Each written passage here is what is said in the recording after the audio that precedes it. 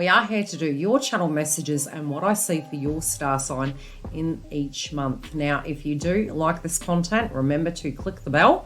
And also we do have a brand new edition, which is the Romance Zone. So stay tuned for that. I will be bringing those channel messages with the tarot live by mid-month. So if you do wish this content ahead of the game, you can join a YouTube membership where I pre-release these a week ahead. Take care, and let's have a look at what I see for your zodiac sign this month. Welcome back. We're here, Virgo, to do your March 2023 update and what I see coming through for you.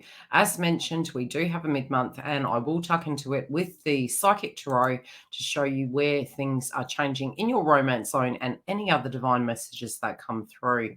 Now, March is quite a pivotal month in the year due to the fact that we have some major transits happening that haven't happened in quite a while. Number one is Pluto, and number two is Saturn will be entering Pisces for, I would say, until 2025. So they are quite big changes. As we do move into the month, you're going to have your attention in these areas, and there can be some restructuring, some real firm boundaries, especially in your seventh house of relationships.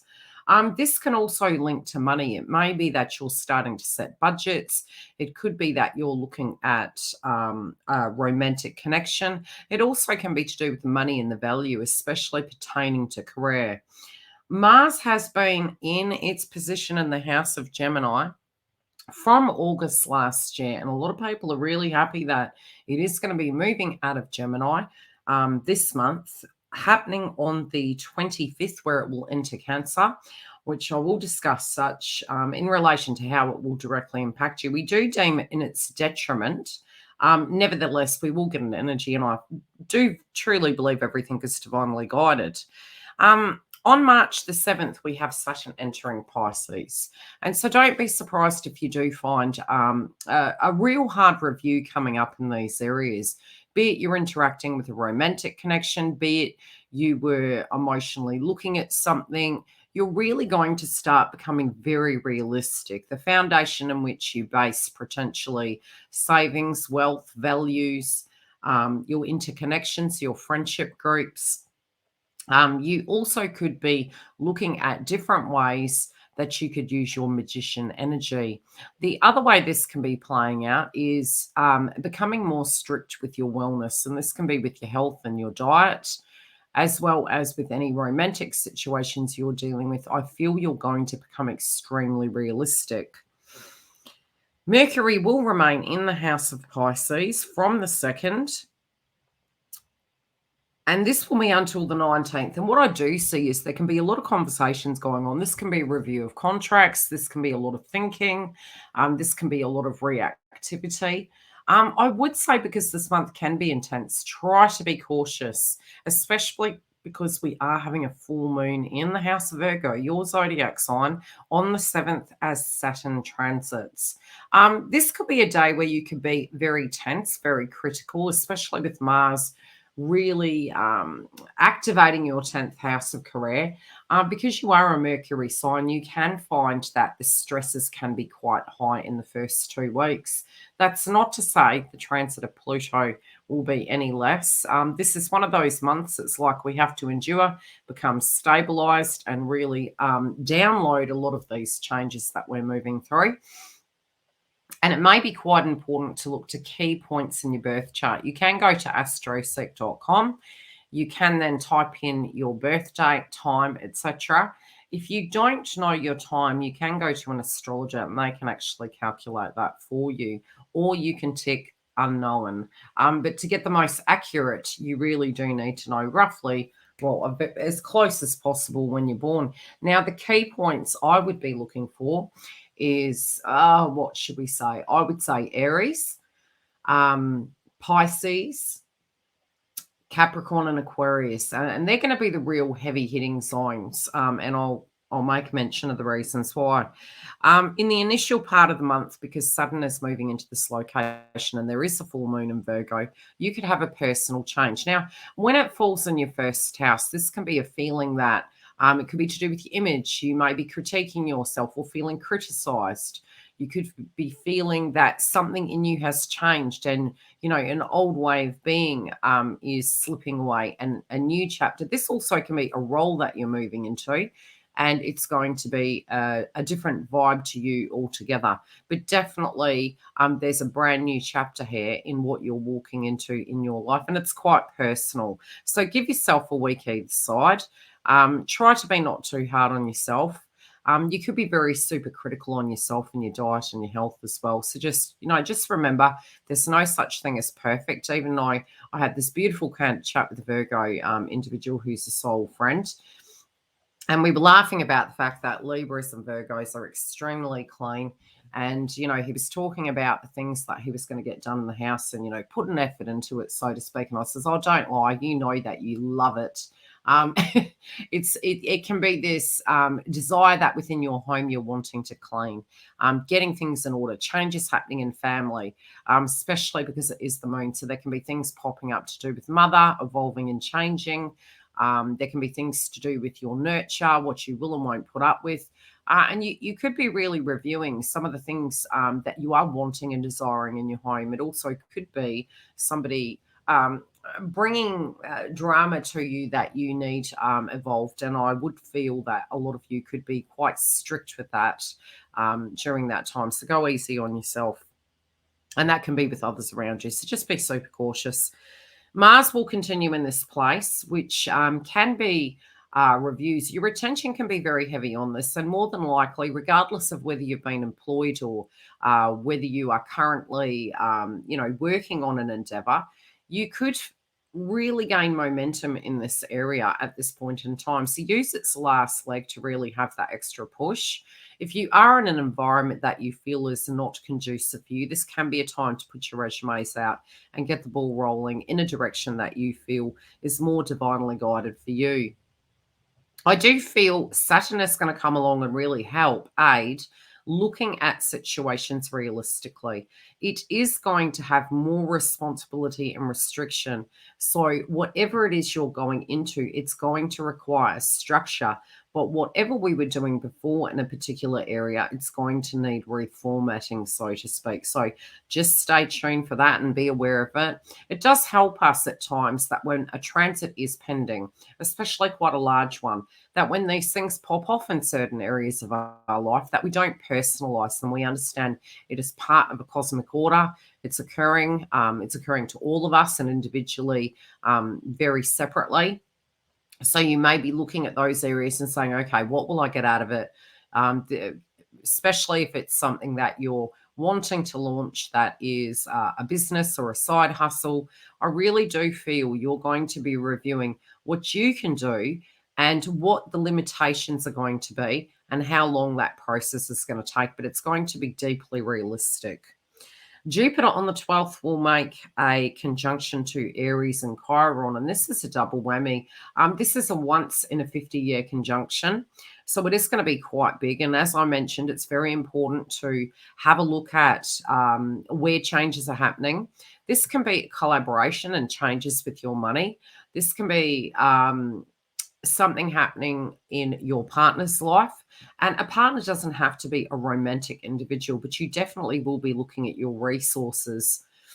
There can be wounds in this area, and I did mention this in a previous video, which I'll try to remember to link. It was last month's video. And really what I was talking about with these Aries energies, it's a little bit like the Fool card in Tarot. We're getting to a space where a situation is really expanding for us. And later in the year, we're going to have the North Node move into the House of Aries. We also have an Aries moon this month, as well as next month we have an eclipse. So these areas are going to be pretty pivotal in your life. This can be anything down to your partner's income, changes happening in your partner's life, collaborating with individuals, looking at your net worth, tax, debt, sex, intimacy wounds may crop up. So if there's traumas, Jupiter's wanting you to expand beyond the current situation. This also can be that a relationship goes to that next level, but there definitely can be something happening in your partner's life where big, bold changes are coming. This also can relate to tax, debt, and death. But brand new beginnings and definitely budgets you're going to be looking at so that you can live more sustainably, savings plans, etc., also are possible. I would definitely say about 4 days either side to be well and truly prepared, easy. A lot of the transits we were feeling well and truly in January. I have noticed over the years, especially in a predictive sense, you tend to see these things kind of popping up ahead of time. I'm already seeing a lot of the Mars and Cancer transits happening. Um, and so the attention will be quite, it's almost like it becomes quite fixated. At the moment, you can be fixated on your purpose and your goals and where you're going, and your career sector. Uh, as it does move into the 25th, you can find that whole energy and dynamic is going to shift, and it can be collaborations, it can be wealth, it could be getting a loan, it could be you can have issues with friends. So just to go easy on it, but it's almost, it can become obsessive, in that dynamic. But you're going to be quite focused on those situations. You also could move into management, which could bring about extra wealth. So stay tuned for that one. Now, it is a karmic close. We already do have Pluto at the 29-degree point. As we do reach the second pocket of the month, it's going to become more intense because it's getting closer to that transit where Pluto will be moving into the house of Aquarius. So in the middle of the month, what we're looking at is the sun will be entering Aries. Now, the attention will be very heavy in this 8th house placement for you, and that can be things going on with your partner, really looking at your budgets. Passions can run high, chemistry between individuals can crop up. You can be attracting suitors that are more dependable, and you definitely can be looking at what you can depend on. Now, this could be anything. And again, I'm not a financial advisor. This is energy based. This could be anything down to your insurance policies, daycare for your children so you can work, a regular wage coming in, things to that degree, the things that you directly can depend on in your life. Could you have some white goods that break at this time? There is a possibility, especially with the transits and Pluto. But I would say, we'll get into that in a moment. We then have on the 16th, going backwards a bit, Venus is going to be entering Taurus. Now, I would say we do tend to get a bit of addictive tendencies, both with Pisces and Taurus. This can be overindulgence with Taurus. It can be things to do with money and love. Also, because it is Venus, it is to do with love, and there could be some travel involved. There could be a romantic getaway. There could be an indulgence. There could be a subject with that situation playing out.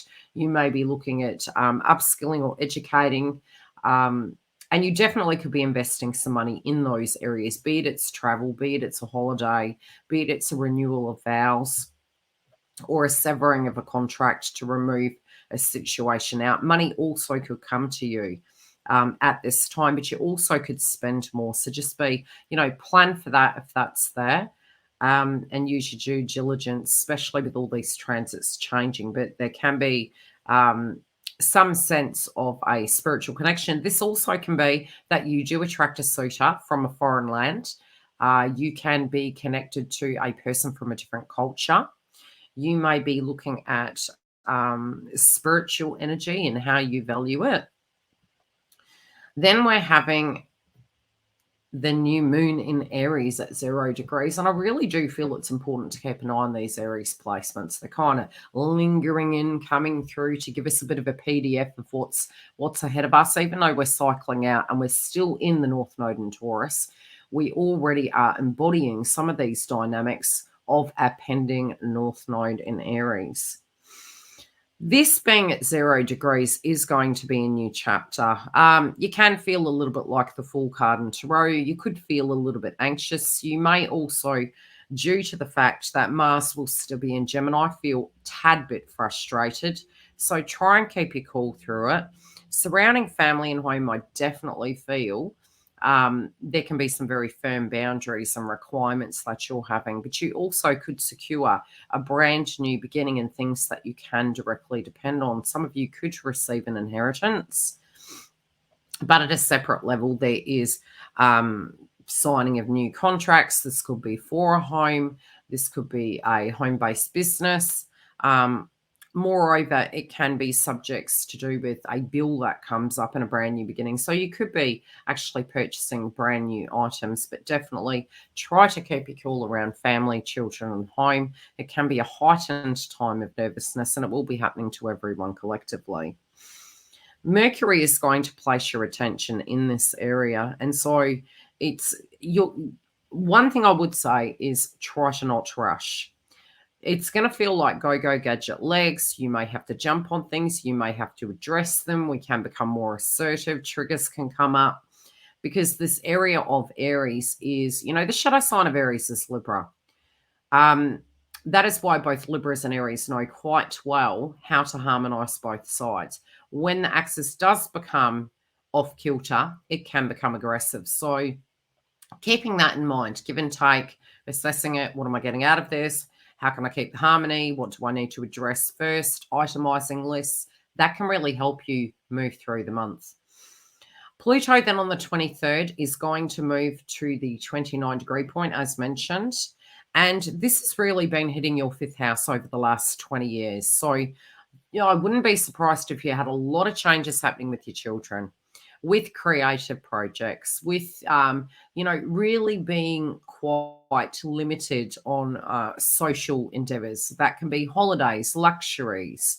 Every time you got something, maybe it just went backwards and it was a limitation of such. And it was something in that definitely is going to be alleviated where you can start achieving those things. But there definitely has been dramas where it does come to your personal relationships, romantic relationships. So I see a lot of evolution that you've gone through over the 20 years, and it can become quite intense. Some of you can have children coming to you saying, hey, I'm pregnant. This also can be if you had difficult pregnancies.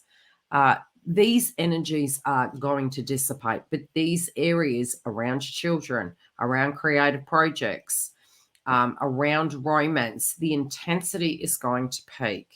It will calm down. It may take a couple of weeks. I'm just FYI. It's then moving into 0 degrees Aquarius. Now, this is about routine structures. You're going to be able to change the things that you're doing. Your life is going to be changing a lot. So, I do feel if there's a lot coming towards you, you're going to be restructuring everything. It's like a building's fallen down. It's like, okay, the 3 little pigs, what do we do? And I feel you're reconstructing it in a more aesthetically pleasing fashion. But you're going to find in your health, your diet, with pets, you need to pay attention to them, and there can be some radical changes happening there. Pluto changes what isn't working. It shows you the systems and the routines you've been using, maybe the way you've viewed your life in that area. So it's moving out of the 5th house, which can alleviate romance. It can bring the pressure off that situation that it's had its moment in time, and it's evolved a situation now, and it can give you a new opportunity to really hone in and try and have some fun, which I do feel a lot of you have wanted to have. Some of you, this can aid in diets. If there was something that you wanted to change within your body and you were saying, look, it's really been so much pressure. I've had to go left, right, and all the rest of it. You could have been quite homebound and having a lot of burdens on you. So this is going to give you that opportunity to actually have that freedom to have a connection. I do feel you're going to have to be cautious and aware with the transits, with Pluto transiting your 6th house. That can be around your health. It may be that it is time to be very realistic and firm with individuals. You could be needing to kick habits in this area, but also creating new systems that is going to really flow around your new life moving ahead. I wish you the very best. I hope you enjoyed this read. Tell me how it goes for you. Look after yourself. If you do need a personal booking, you can go to the link below. Otherwise, I'll see you mid-month for your psychic romance read.